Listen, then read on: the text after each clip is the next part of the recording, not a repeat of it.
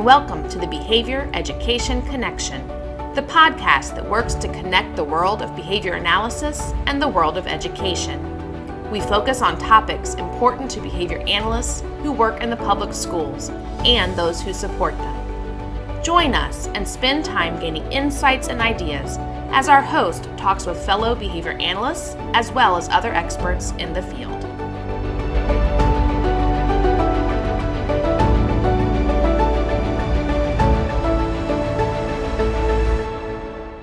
Hello again, and welcome to our newest episode of the Behavior Education Connection. I'm your host, Dr. Selena Layden. I am excited to have joining with me again, Daniel Irwin. Hi, Daniel. Hi, how are you? I am great. Daniel, I know you've been with me before, but can you just tell us a little bit about yourself so people remember? Sure. I'm Daniel Irwin. I'm the Autism and Assistive Technology Specialist at the Virginia Department of Education, and I'm a behavior analyst. Well, Daniel, I'm glad to have you with me again today. Not too long ago, the VDOE released some guidance about behavior analysis and how that looks in public schools. And a big part of that guidance centers around collaboration between school divisions and families and outside providers. And so today we're going to talk a little bit about what that looks like. So maybe this is kind of a silly question, but why should behavior analysts focus on collaboration when they work in public schools? Well, to be brief, because that's how schools work. Especially when we're talking about special education, there are requirements when we're developing IEPs, when we're looking for eligibility, that certain people are at the table to provide information and to talk about the needs of the student. So we're talking about administrators, building administrators who are kind of in charge of the special education program at the school, special educators, general educators, related service providers. They're mandated to be at the table. And so beyond that, we really want to make sure that that's time well spent, that people are able to communicate with each other, and at the end of the day, create a program that's meaningful and valuable to the student. So, what are some tips that you could provide to help form collaborative relationships? I think sometimes as behavior analysts, whether we work for a school system or not, we may feel like we're the outsider to the team a little bit. So how can we really specifically form those relationships? I think the first thing to do is really understand what happens in the school. And so learning about and inquiring about other people's roles and what they do in their day-to-day life in the school. So thinking about a general education teacher and how they support potentially a student with a disability. What does the special education teacher do to support the student in either a self-contained classroom or an inclusive setting, and really get an idea about the inner workings and the competing priorities for gen ed teachers, for special ed teachers, for related service personnel. I think a good way to do that, Marilyn Friend's co-teaching, I forget the name of the book, co-teaching guide has these questions that co-teachers should ask each other to really help develop a relationship. And so some of that's personal, right? I mean, some of it's about why are you a teacher, not why are you, but like, how did you become a teacher? Or, what do you want me to know about you? And some of that's like sort of this borderline personal / professional, like, let's understand your classroom and your priorities and your rules and consequences, and really trying to get to know where that teacher's priorities are. And then really thinking about when we talk about these collaborative efforts, really honing in on where the teacher's goals are for the classroom, but also how, if they have concerns about the partnership, or those ways to communicate. Is email better? Should I text you? If we need to communicate, what does that look like? And really setting some of those almost logistical kind of things so that those aren't barriers. So communication can really happen in a way that's student-centered, student-focused, teacher-centered, and you're not sort of getting in your own way with misunderstandings or lost emails or whatever else. But I think at the beginning of the day, from the outset, from the start, having the teacher and really talking to the teacher about what their goals are, or the speech pathologist, or the parent, and really identifying what that is, so that you, as a behavior analyst who's supporting this student being in school, can really get to not only what's important for the student, but also improve the buy-in from the teacher, because it's working towards one of their goals as well. Well, and I think being really purposeful about that, right? Like not just letting that kind of, because sometimes, relationships can develop in a haphazard way or just over time, but being purposeful about, I'm here to support you, so I want to make sure I'm doing that and I'm not a hindrance to you. Because at the end of the day, it is still that teacher's classroom, it is still that student's needs. And we are not permanent fixtures in these classrooms. Right. And so thinking about things like, if you're pulling a student out, or if you're being embedded into the classroom, really understanding your role there and being clear about that, but also that ongoing communication about how to establish these routines, and how to make sure that you're not another thing that's happening during the day. So when we talk about special education teachers, we're talking about people who are managing different grade levels, different disabilities, different strengths and areas of need for all these students who are in and out of the classroom at different periods of time during the day. So just the management of a self-contained special education classroom is a huge task for a special education teacher, because kids need support. Kids are going out to gen ed. A paraprofessional might be traveling with them. And so finding the ways to communicate and figure out how you can be the least intrusive, or not just another thing to schedule around, can really help develop some of that collaboration in the classroom. So, Daniel, what happens when the relationship isn't quite as collaborative as you'd like it to be? What are some things that people could do? So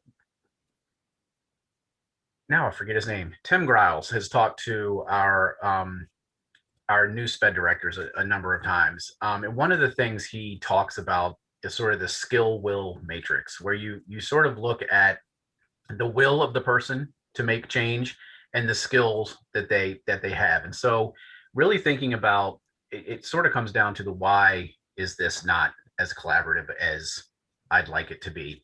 And part of that is looking at the person who you're trying to partner with and really identifying, is this a low skill thing, or is this a low will thing? And how you approach supporting that person will depend on where they are. So if they don't have a lot of skill and they don't have a lot of will, that's going to be a different approach to someone who just has low skill but is really willing to try to do the thing, and where you can provide some guidance, and they're gonna latch on and they're gonna run with it.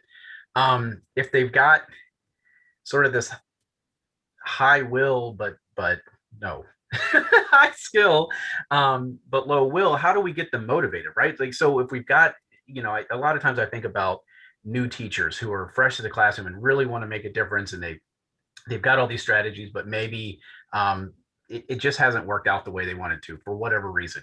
So they've got the skill, they're fresh, they're ready. How do we get them excited to implement some new things and to see the impact in their classroom?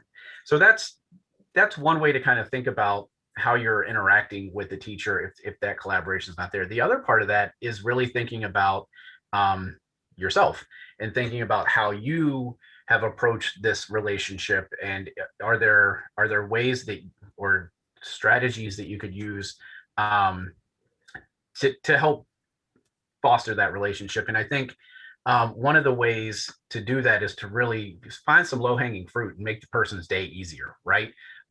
So if it's about teaching a student or working with the student to help them be more independent in the bathroom, or be more independent with an arrival routine, so that the teacher has a few minutes freed up, they can see the strategies being put into place. We're impacting the student in a positive way, and hopefully we're getting a little bit more buy-in because they're seeing these effective strategies.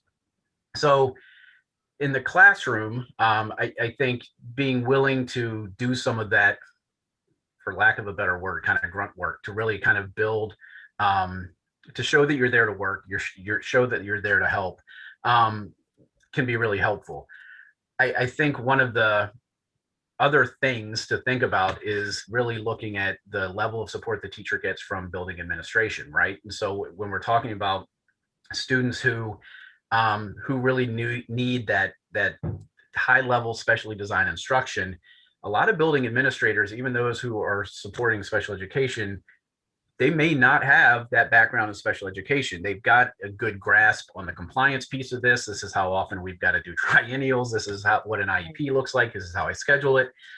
Here's our timelines.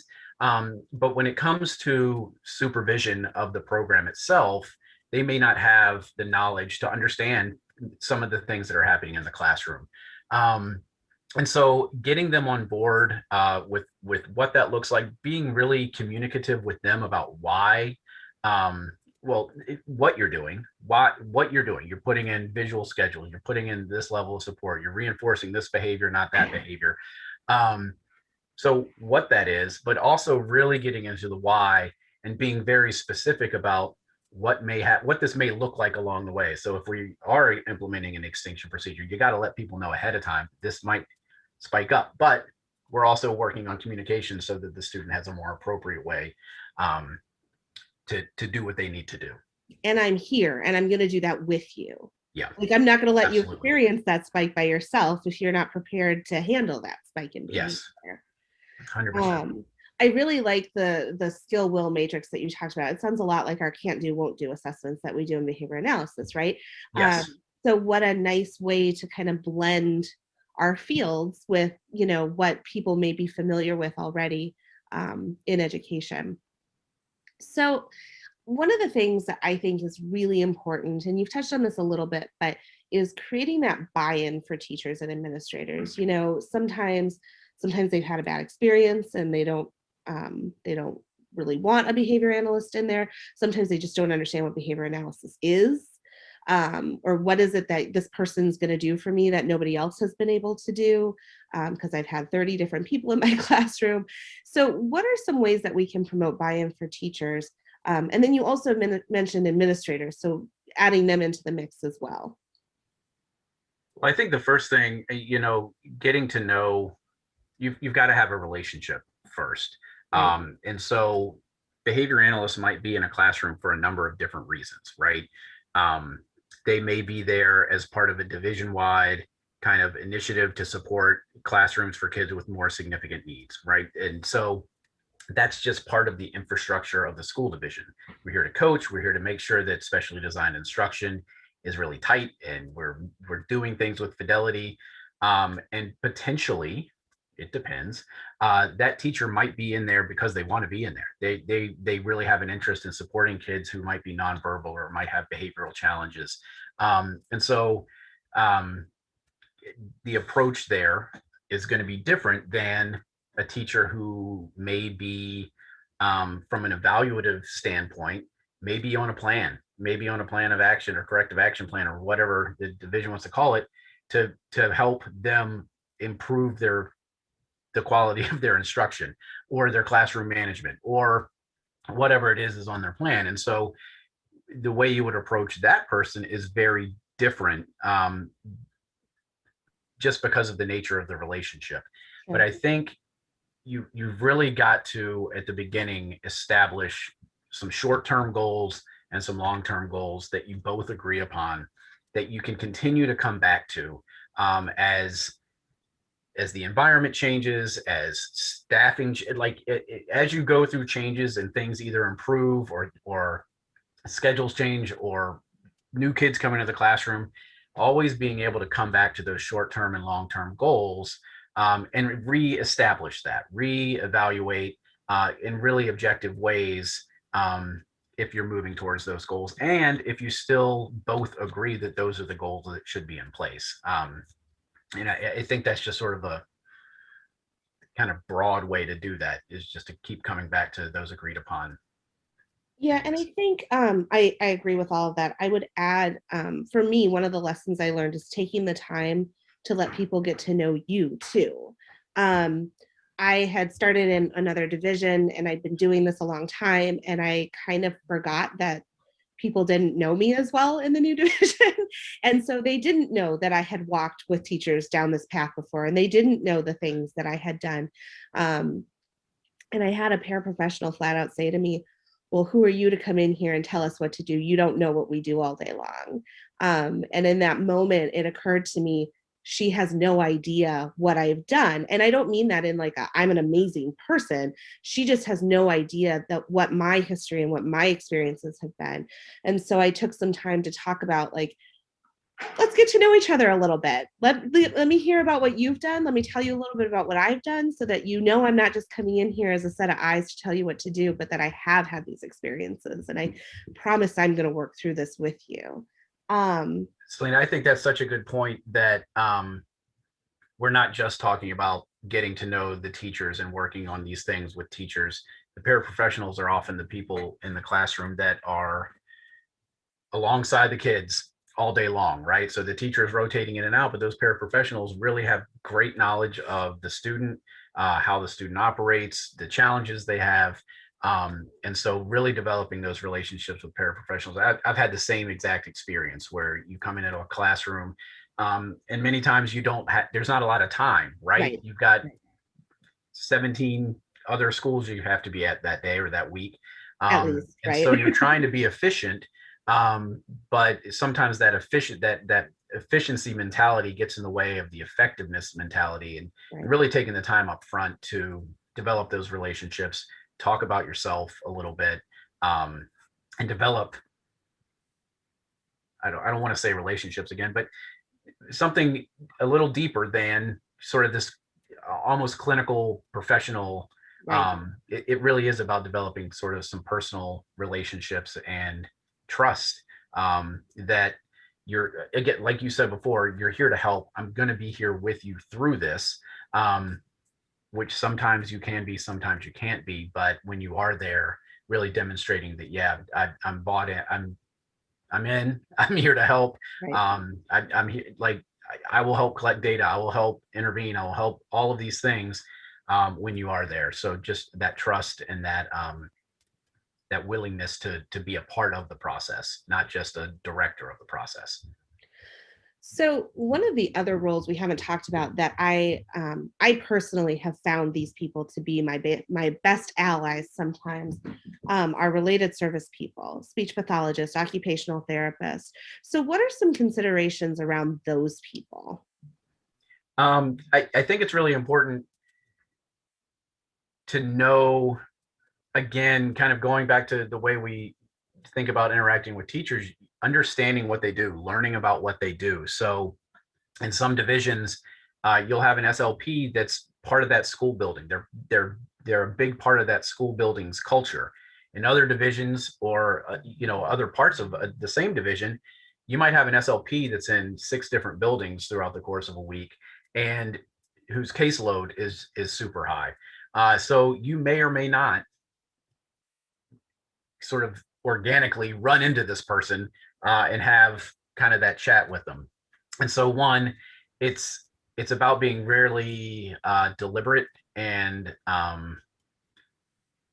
proactive, probably isn't the right word, but being really deliberate about how you're communicating with those related service providers to, again, explain what you're doing, get a good idea of what they're doing, and then really, again, identifying those common goals. The collaboration time is likely minimal, again, because of caseloads, because of scheduling, on both parts, on the part of the behavior analyst, on the part of the SLP. Oftentimes, related service providers don't have a ton of time to collaborate with the classroom teacher, so much less another outside person who they're trying to collaborate with. So developing strong communication strategies and expectations for that team can go a really long way. And, the other part of that I think is so important is that we, as behavior analysts, need to explain what we do, why we do it, how we do it, and really kind of promote the field. We've got to take the same approach that speech pathologists, OTs, PTs are the same way. And so we need to be open to hearing about, these are the strategies you're using, this is the research it's based upon, and being open to learning about what they do, and really learning how to incorporate what they're doing into our practice. I think when we truly acknowledge the expertise that other people bring to the table, we do that by learning from them. But like we don't just acknowledge, hey, I think that's great that you know A, B, and C about positioning and sensory and whatever else, but you really take the time to absorb the knowledge that they have, the strategies that they use, so that they can be better intertwined, better, there's this better braiding of services towards a common goal when we truly understand and make the effort to understand the perspectives that other people bring to the student. Well, and sometimes I have found that we just don't use the same language. So sometimes we want to do the same things, but we call it different things. Or what we want to do is very complementary to what the speech pathologist wants to do, the occupational therapist wants to do, the AT specialist wants to do. So one of the things about related service people is I feel like in a lot of ways they have figured out, sometimes maybe better than we have, how to integrate into the classroom. And so I think we can learn a lot just from seeing how does a speech pathologist come do a lesson within the classroom setting? How does the occupational therapist come in and do the services that are required without interrupting the entire class to do it, kind of thing. I've learned so much just from observing these related services people. And then, I think that they just have so much knowledge that they can share. So I guess, Daniel, that kind of brings us to wrapping up today, but do you have any last minute thoughts about this topic that you want to share? I've probably said it 100 times in the however long we've been on this, but those communication, I mean, it really does come down to making sure those lines of communication are open. And if they're starting to close, you start to feel them close, really reflecting on your practice and where you might find opportunities to re-engage, right? To find those opportunities to get people back on board and back developing those goals and setting those goals and developing strategies with you. As you said, the SLPs, those people, the practitioners that have been in schools providing services for a long time really are a wealth of knowledge for how to integrate, how to put your practice in where the kid needs it. Now I can't think of the word. Integrated practice. That doesn't seem right, but that's what I'm going with. Working within a classroom and working with a teacher, not only like while you're there, but really helping the teacher develop those strategies for when you're not there, making sure that they're continuing on. Getting to know the people as people and professionals, I think is the biggest step to take in developing kind of this working relationship and understanding each other's roles and letting them get to know you. I think sometimes we want to remain so professional that we draw sort of this hard line between this is my professional line, I'm here to do A, B, and C. And while that's true, that reinforcement, that social back and forth really does come down to developing some level of personal relationship. It can't just be this clinical mindset of this is my job, I'm come to do my job. Lots of other things impact how effective you're going to be, and part of that is that social interaction. Well, I would definitely refer people to the guidance document that's on the Virginia Department of Education website. I think there's a lot of good information in there about collaboration as well as a bunch of other stuff. So thank you, Daniel, for joining me today. I appreciate it. Thanks for having me. And I hope that our listeners will join us next time. Thank you for joining us on this episode of the Behavior Education Connection. Join us next time for another great conversation about behavior analysis in the schools. And don't forget to subscribe so you don't miss out on an episode. Sending out a special thanks to the Virginia Department of Education for supporting our work. We look forward to connecting with you all again soon.